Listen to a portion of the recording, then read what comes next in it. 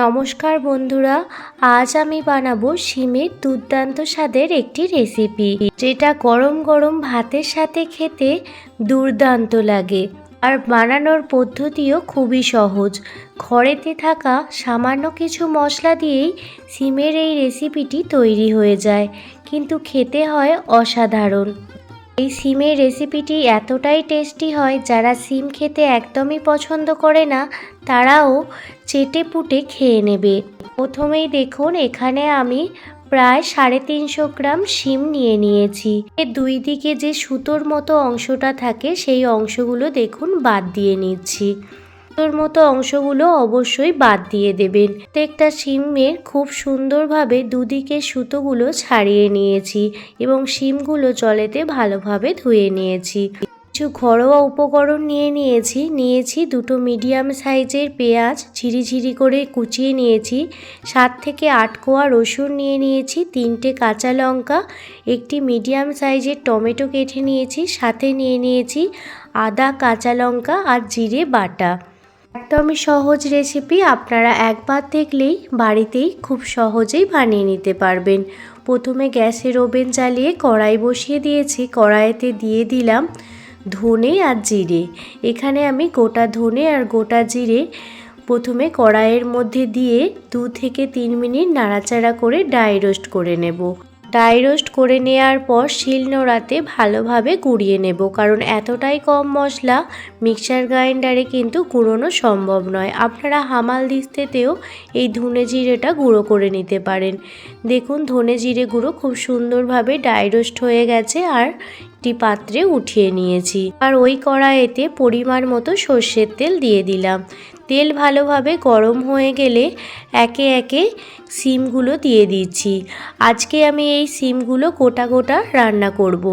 আপনারা চাইলে শিমগুলো মাঝখান থেকে কেটে কেটেও রান্নাটি করতে পারেন। গ্যাসের ফ্লেম লো টু মিডিয়ামে রেখে শিমগুলো প্রথমে ভেজে নেব। শিমগুলো দিয়ে দেওয়ার পর শিমের মধ্যে স্বাদ মতো লবণ আর হাফ চামচ পরিমাণে হলুদ গুঁড়ো দিয়ে দিলাম, যাতে শিমের ভিতর লবণটা ভালোভাবে ঢুকে যায়।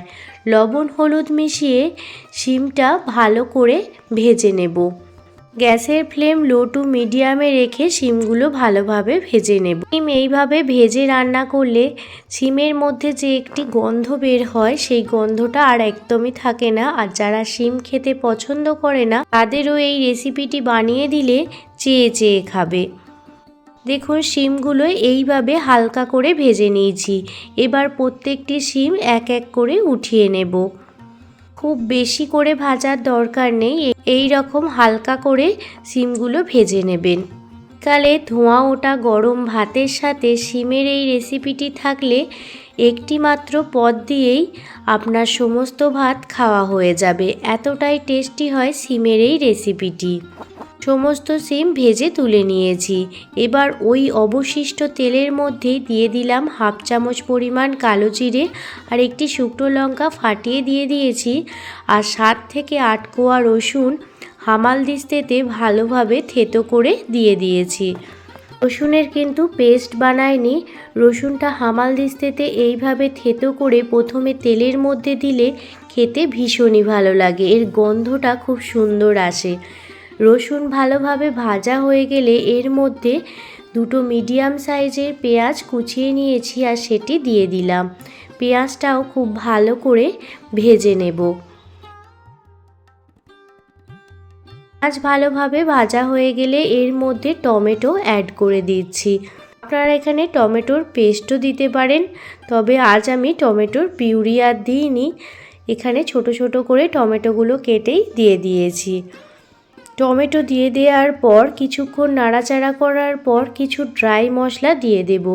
দিয়ে দিলাম 1 চামচ পরিমাণ হলুদ গুঁড়ো, আর দিয়ে দিচ্ছি 1 চামচ পরিমাণ কাশ্মীরি লাল লঙ্কার গুঁড়ো, স্বাদ মতো লবণ, আর স্বাদের ব্যালেন্সের জন্য সামান্য পরিমাণ চিনি। সমস্ত রকম ড্রাই মশলা ভালোভাবে পেঁয়াজ রসুনের সাথে মিশিয়ে নিচ্ছি। টমেটো ভালোভাবে মেল্ট হয়ে গেলে এর মধ্যে 1 চামচ পরিমাণ আদা, লঙ্কা আর জিরে বাটা দিয়ে দিচ্ছি। মশলাটি যত ভালোভাবে কষানো হবে রান্নার টেস্ট কিন্তু ততটাই ভালো হবে। আদা বাটা দিয়ে দেওয়ার পর ভালোভাবে খুন্তির সাহায্যে নাড়াচাড়া করে মিশিয়ে নিচ্ছি। এবার 3টে কাঁচা লঙ্কা চিড়ে দিয়ে দিলাম। ঝালটা অবশ্যই আপনারা আপনাদের স্বাদ মতো দেবেন। বাটা দিয়ে দেওয়ার পর 2 থেকে 3 মিনিট গ্যাসের ফ্লেম লো রেখে কষিয়ে নিয়েছি। এবার ভেজে রাখা শিমগুলো দিয়ে দিচ্ছি। মশলার সাথে শিমগুলো আবারও ভালোভাবে কষিয়ে নেব, যাতে শিমের ভিতর মশলাটা খুব ভালোভাবে ঢুকে যায়। শীতকালে বাজারে গেলেই আপনারা শিম পেয়ে যাবেন। আর শিমের এই রেসিপিটি একবার হলেও বানিয়ে দেখুন, সবাই দেখবেন চেয়ে চেয়ে খাবে। দেখতেই পাচ্ছেন মশলাটির চারপাশ থেকে তেল ছাড়তে শুরু হয়ে গেছে। এবার এর মধ্যে 1 মুঠো পরিমাণ ধনিয়া পাতা দিয়ে দেব। এই ধনিয়া পাতা দেওয়ার ফলে শিমের রেসিপিটির টেস্ট আরও দ্বিগুণ পরিমাণ বেড়ে যাবে। ধনিয়া পাতাটা মশলাটি কষার সময় দিয়ে দিলাম। এবার যে ধনে জিরে গুঁড়োটা ড্রাই রোস্ট করেছিলাম সেই ধনে জিরে গুঁড়োটা শিলনোড়াতে ভালোভাবে গুঁড়িয়ে নিয়েছি। মশলাটি অর্ধেকটা পরিমাণ শিমের এই রেসিপিটিতে দিয়ে দিলাম। এবার পরিমাণ মতো জল দিয়ে দিচ্ছি। অবশ্যই গরম জল দেবার চেষ্টা করবেন। জল দেবার পর সমস্ত কিছু খুন্তির সাহায্যে ভালোভাবে নাড়াচাড়া করে মিশিয়ে নিচ্ছি। এবার ঢাকনা দিয়ে 10 মিনিট মতো গ্যাসের ফ্লেম মিডিয়ামে রেখে সিদ্ধ হতে দেব, যাতে শিমগুলো খুব ভালোভাবে সিদ্ধ হয়ে যায়। 10 মিনিট মতো সিদ্ধ হওয়ার পর আবার আপনাদের কাছে ফিরে আসছি। 10 মিনিট পর ফিরে এসেছি আর আপনাদের দেখাচ্ছি, দেখুন শিমের এই রেসিপিটি একদমই রেডি হয়ে গেছে। আর এই রকম সামান্য গ্রেভি থাকলে এই রেসিপিটি খেতে ভীষণই ভালো লাগে। দেখুন শিমগুলো কত সুন্দরভাবে নরম হয়ে গেছে। এই পর্যায়েই এই শিমের এই রেসিপিটি সার্ভ করে দেব। আজকে আপনাদের এই শিমের এই রেসিপিটি কেমন লাগলো অবশ্যই কমেন্ট করে জানাবেন। নামানোর আগে 1 মুঠো ধনিয়া পাতা ছড়িয়ে দেব। আর কিন্তু এখানে আমি কোনো রকম মশলাই ব্যবহার করিনি। শীতকালে বাজারে গেলে আপনারা ধনিয়া পাতা পেয়ে যাবেন। খেতে কিন্তু ভালোই লাগে এই ধনিয়া পাতা দিলে। আজকে আপনাদের এই শিমের রেসিপিটি কেমন লাগলো অবশ্যই কমেন্ট করে জানাবেন। যদি ভালো লেগে থাকে প্লিজ একটি লাইক, কমেন্ট, শেয়ার এবং সাবস্ক্রাইব করে আমার পাশে থাকবেন। কোনো নতুন বন্ধু আমার চ্যানেলে ভিজিট করে থাকলে প্লিজ চ্যানেলটি সাবস্ক্রাইব করে রাখবেন, যাতে আমি কোনো রকম ভিডিও দিলে আপনারা সেটা প্রথমেই দেখতে পান।